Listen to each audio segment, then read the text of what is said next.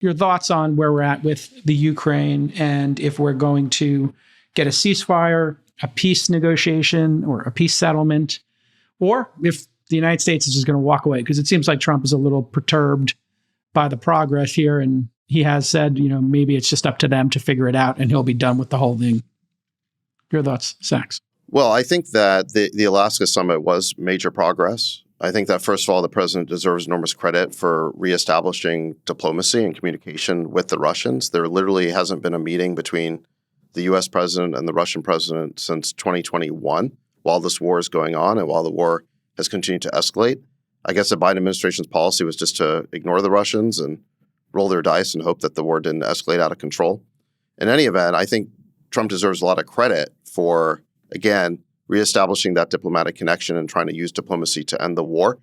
And it was shocking to see how much Democrats in the media were openly rooting for him to fail in these efforts to end this war. And effectively, they're rooting for hundreds of thousands of more people to die or get maimed. They were pretty hysterical, right? On the news. It was pretty crazy. Yeah. And by the way, they claim that they care about the Ukrainian people, but the Ukrainian people, by large majorities now, want this war to end, and they're willing to make meaningful concessions to do it. So there was a poll by Gallup, which, Nick, maybe you can throw this on the screen, where a year or two ago, something like 70% of Ukrainians wanted to keep fighting the war. Now that number is down to 24%.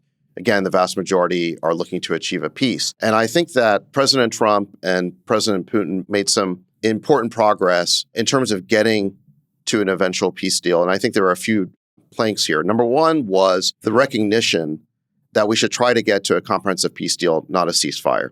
A ceasefire is temporary, and the Russians have already said they wouldn't do it because they understand from their point of view that this would just give the Ukrainians time to regroup and rearm and try to reset, but it wouldn't end the war. And the truth of the matter is that when you're fighting a war and losing, you don't get to call a timeout. So the Russians have been rejecting this idea of a ceasefire for months, and I think that it was wise, if our ultimate goal is to get to a deal, to recognize that the comprehensive peace deal is what we want to get to. So that's point number one. Point number two is that President Trump acknowledged that Ukraine would not be joining NATO, which was the key source of the friction, and it's the thing that ultimately led to this war. So I think that definitively taking NATO off the table, I think, was a very important precondition to getting to an eventual peace. And then I think the third thing was that the parties, both the Russians and the Americans, agreed that there would have to be territorial concessions of some kind. And we don't know all the details yet. There was some conversation about land swaps. But the point of the matter is that we're not going back to the pre-war status quo ante. The Russians have taken the big chunk of territory.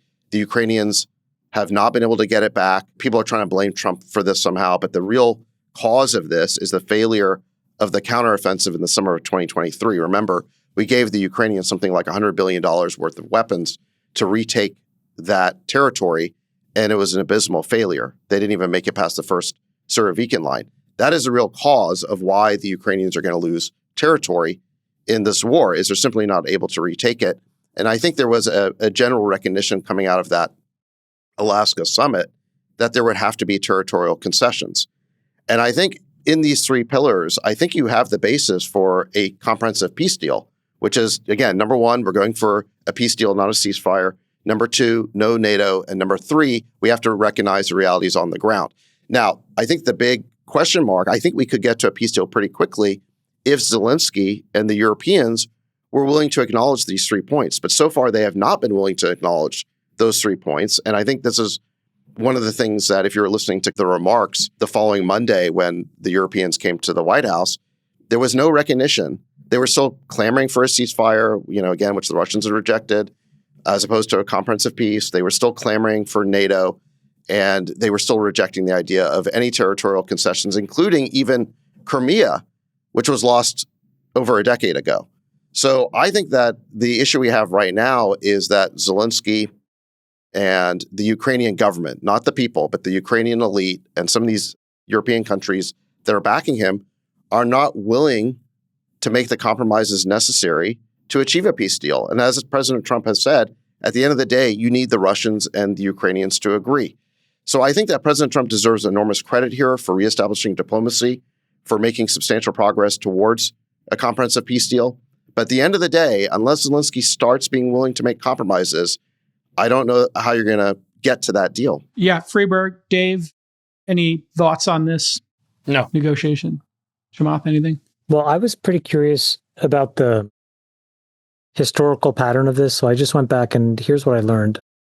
What's interesting to note is that since 1945, so not assuming, conflicts in Africa, because they are not really quite part of the Western political global order per se, it's important to ask the question, like, how have other territorial disputes panned out? So there are disputes that end in stalemates.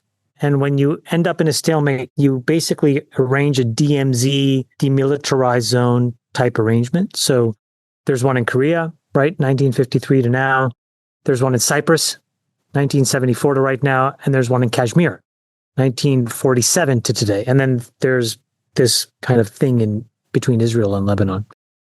And then second, there are disputes where there's some action taken by one country to take something by force, but then there's no consensus internationally as to who owns the territory. So Crimea, as Sachs mentioned, 2014 to present, and then Israel and East Jerusalem. Sorry.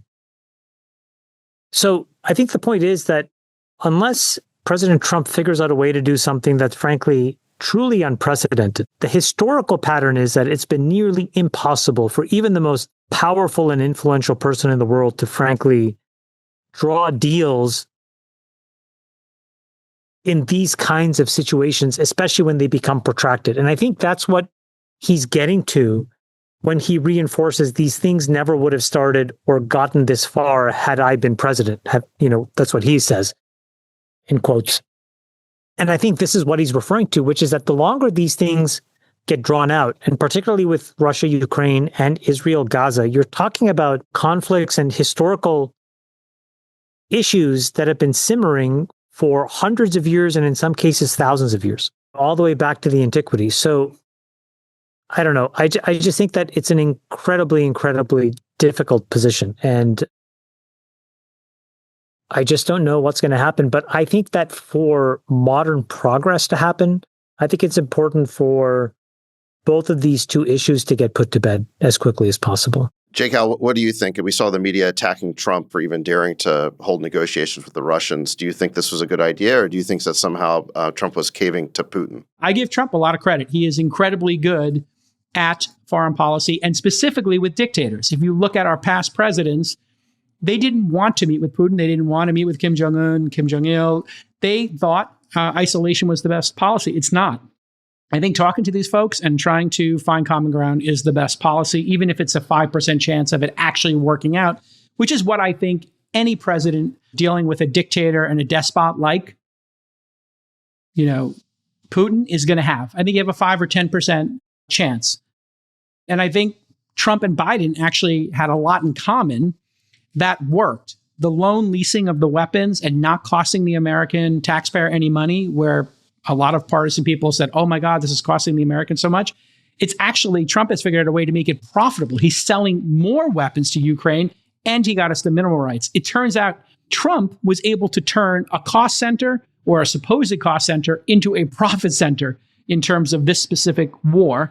And if you look at the sanctions, Trump has increased the sanctions. So Trump had my exact position that I fought for here on this podcast for the past couple of years in this conflict, which was keep the pressure up on Putin.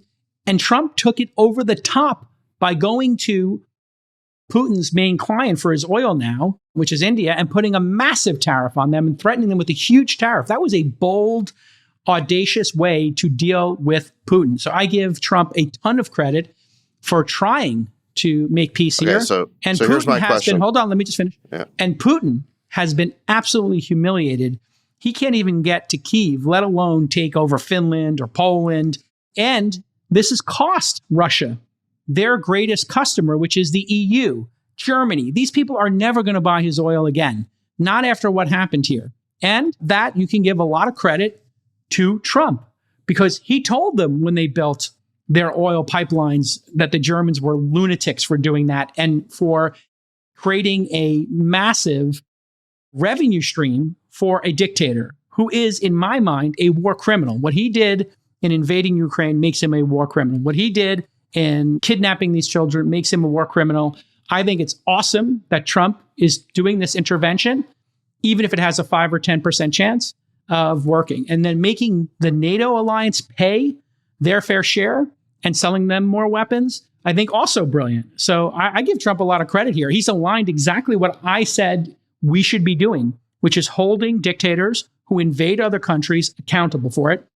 And he's added to it the fact that he can connect with people. So I give him a ton of credit for it, Zach. I know that's maybe not the answer you want, but that's how I personally feel. I think you use this highly moralistic language and you engage in a lot of name calling, and I actually think that's Which one? Which name is inaccurate, please?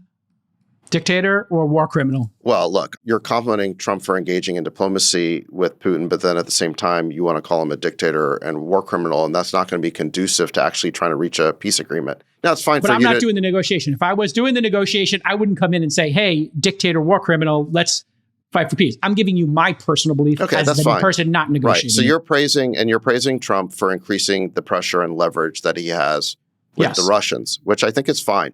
My question for you is, would you increase the pressure or leverage with respect to Zelensky?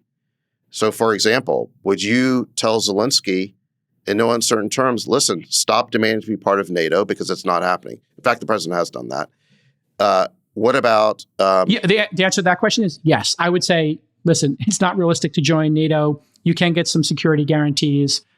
There's sort of talk of this NATO light. So I would agree with that. I would say, listen, we're going to take... And I said this on a previous episode. We should just take off NATO inclusion for like 20 years. Okay, so here's the hard one. What about territorial Putin. Concessions? I think that's a decision Ukraine has to make. We should encourage them to make whatever decision is best for them. But if they want to keep fighting this thing, that's going to be up to their people to decide if they want to fight for their land. Well, the people have said they don't want to keep... The problem you have right now is that 70% of Ukrainians say they don't want to keep fighting. So it sounds like Zelensky they're ready to make concessions. Yeah, so it sounds like Zelensky should listen to his people, yes. I think he should. That's his decision to make. I think he has sovereignty, and the people get to make that decision in his country. Well, but the problem you have is it's not just Zelensky, right? It's this ruling clique. They have canceled elections, and they will remain in power as long as the war continues. So there's a conflict of interest there. And there's a lot of money flowing into Ukraine because of the war. So what if the ruling elite wants to keep the war going forever while the people want it to stop? Yeah, they're going to face a revolution right quick. And so I think they have to take the citizens of Ukraine into account. And it's a tough decision for them to make. But it's not our decision to make for them. Is that a reasonable position? It sounds like a reasonable position. Yeah, right? I think it's reasonable. Yeah, I mean, look, at the end of the day, the Ukrainians and the Russians have to agree. Yes. And I think that of the major parties, I think President Trump cares the most about peace. I mean, I think he is pushing the hardest for there to be a peace deal.